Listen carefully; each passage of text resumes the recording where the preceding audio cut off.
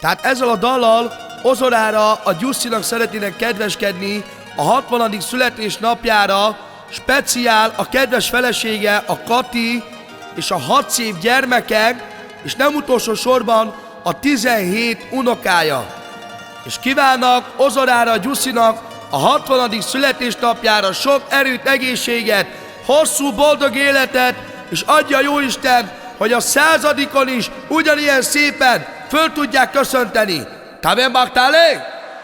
Te egész életedben vigyáztál mi ránk.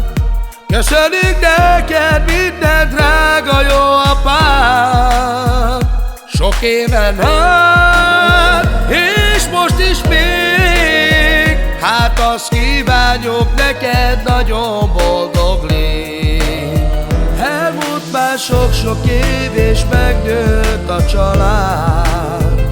Azóta van már 17 unokád.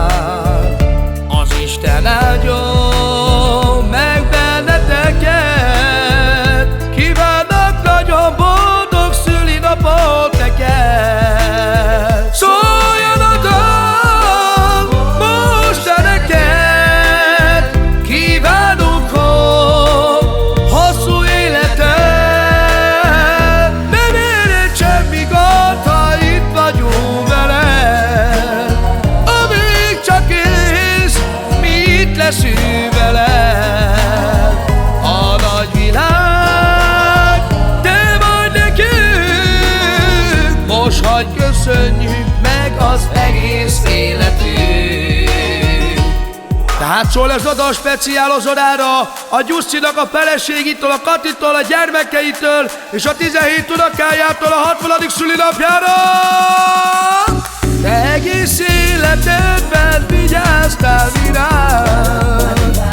Köszönjük neked minden, drága jó apám.